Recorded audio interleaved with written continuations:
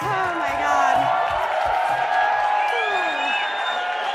Thank you, Ellen. Thank you, Ellen. Thank you, Ellen. Thank you, Ellen, so much. We just love having you and your beautiful, extraordinary wife in our Scandal family. It's a good night for Shondaland up in here. It's good. So forgive me, I thought I was going to have a podium, so I'm going to do this the best I can without one. Okay. I am truly honored to be here and to be receiving this award. When I was told that I was going to get an award for being an ally to GLAAD, it got me thinking. Being an ally means a great deal to me, and so I'm going to say some stuff. And I might be preaching to the choir, but I'm going to say it, not just for us, but because on Monday morning, people are going to click a link to hear what that woman from Scandal said at that award show. And so I think some stuff needs to be said.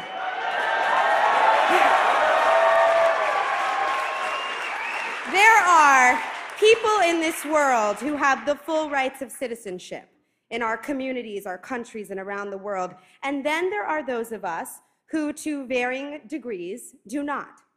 We don't have equal access to education, to healthcare, and some other basic liberties like marriage, a fair voting process, fair hiring practices. Now, you would think that those of us who are kept from our full rights of citizenship would band together and fight the good fight. But history tells us that no, often we don't.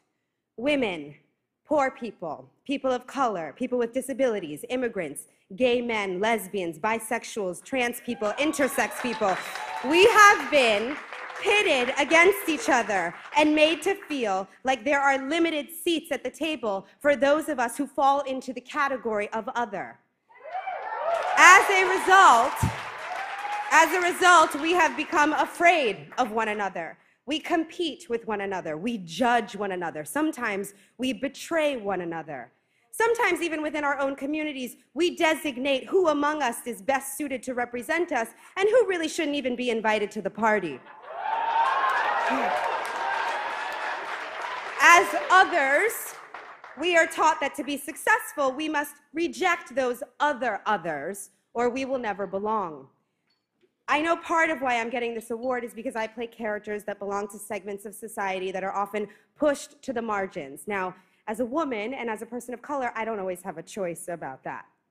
But I've also made the choice to participate in storytelling about members of the LGBT community. I've made the choice to play a lot of different kinds of people in a lot of different kinds of situations. In my career, I've not been afraid of inhabiting characters who are judged and who are misunderstood and who have not been granted full rights of citizenship as human beings. But here's the great irony. I don't decide to play the characters I play as a political choice. Yet the characters I play often do become political statements. Because having your story told as a woman, as a person of color, as a lesbian, or as a trans person, or as any member of any disenfranchised community is sadly often still a radical idea. There is so much power in storytelling, and there is enormous power in inclusive storytelling, in inclusive representations. That is why the work of GLAAD is so important.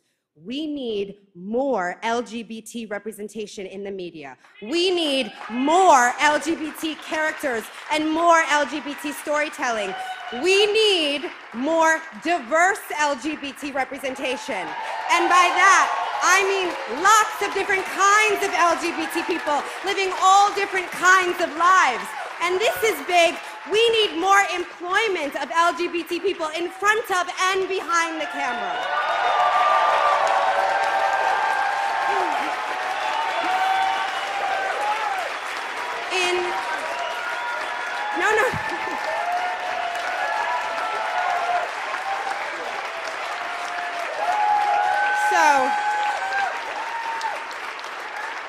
So in 1997, when Ellen made her famous declaration,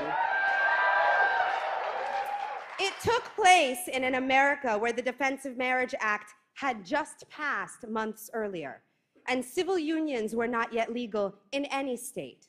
But also remember, just 30 years before that, the Supreme Court was deciding that the ban against interracial marriage was unconstitutional. Up until then, heterosexual people of different races couldn't marry who they wanted to marry either. So when Black people today tell me that they don't believe in gay marriage,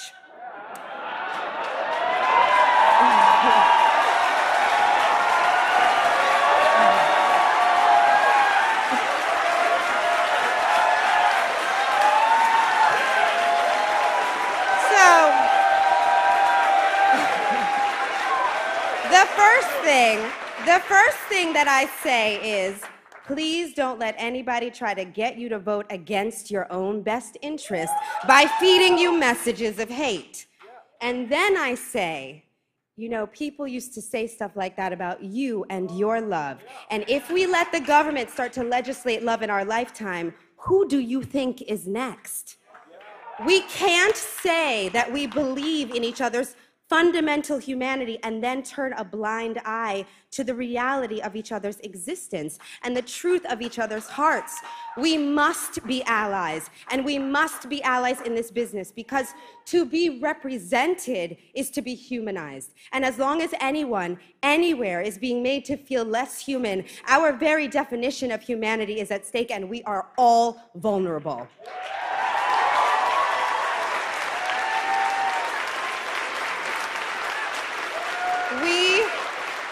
We must see each other, all of us, and we must see ourselves, all of us. And we have to continue to be bold and break new ground until that is just how it is, until we are no longer firsts and exceptions and rare and unique. In the real world, being an other is the norm. In the real world, the only norm is uniqueness, and our media must reflect that. Thank you, GLAAD, for fighting the good fight.